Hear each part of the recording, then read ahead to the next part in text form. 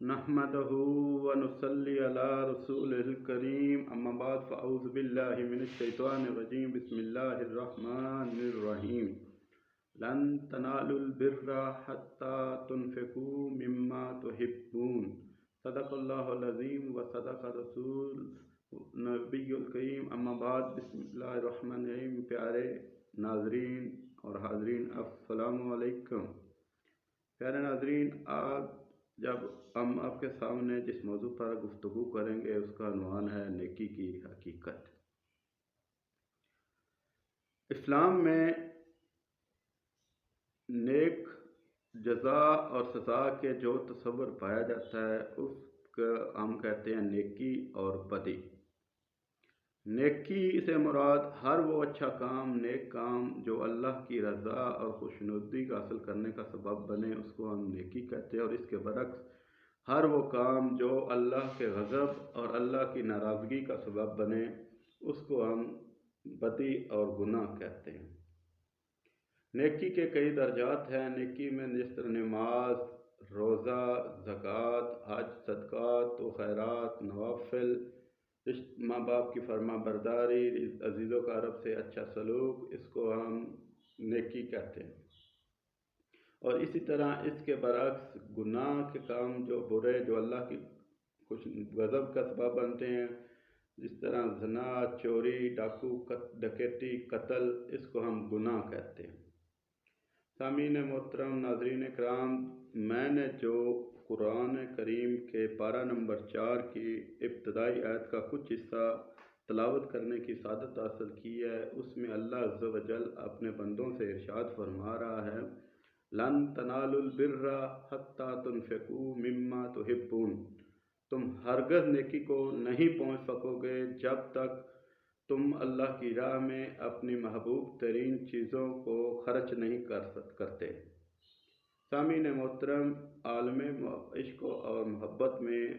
عشق و محبت میں محب اور محبوب کے درمیان، عاشق اور مشوق کے درمیان دنیا کی کوئی چیز رکاوٹ نہیں کھڑی کر سکتی، اور کسی کی محبت، اللہ کی محبت اور اللہ کے رسول کے محبت کے درمیان کوئی کسی مال جان کی محبت کھڑی نہیں، حائل نہیں ہو سکتی۔ لہذا اللہ پاک فرماتا ہے کہ تم اس وقت نیکی کے کامل درجے تک نہیں حاصل پہنچ سکتے جب تک دنیا کی جو تم کو محبوب ترین چیز ہے وہ اللہ کی راہ میں خرچ نہ کر دے۔ اب چاہے وہ چیز جو ہے وہ ہے مال ہے، جائیدادیں ہیں، عزیز ہیں، اولاد ہے، عزیز و اقارب ہیں، اپنے مقام و مرتبہ ہے، اس سب سے بڑھ کر تم کو اللہ سے اور اللہ کے رسول سے محبت ہونی چاہیے، اور ان چیزوں کو اللہ کی راہ میں خرچ کرنا اور اللہ کے راستے میں خرچ کرنے سے تم نیکی کے کامل ترین درجے تک پہنچ سکو گے۔ حضرت ابو ہریرہ رضی اللہ تعالیٰ عنہ سے روایت ہے کہ حضور سید عالم صلی اللہ علیہ وسلم نے ارشاد فرمایا کہ تم میں سے کوئی شخص اس وقت تک کامل مومن نہیں ہو سکتا جب تک اس کو میں اس کے مال و جان، عزیز و اقارب سے محبوب نہ ہو سکوں۔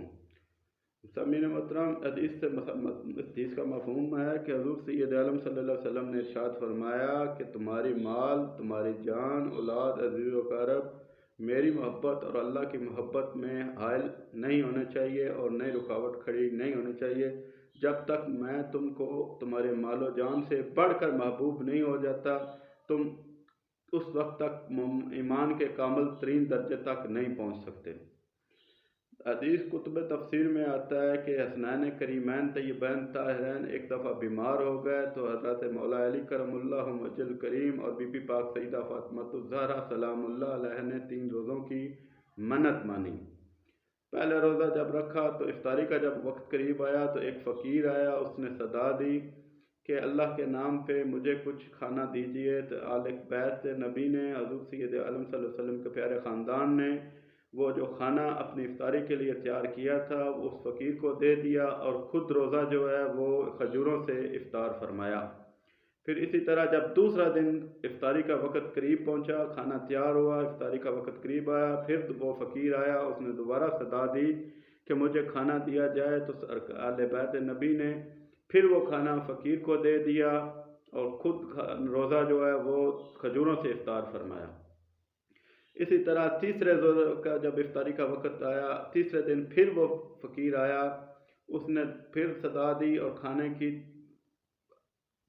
طلب کی، تو آل بیت نبی نے وہ کھانا دوبارہ جو ہے پھر اس فقیر کو دے دیا، اور پھر تیسرے دن بھی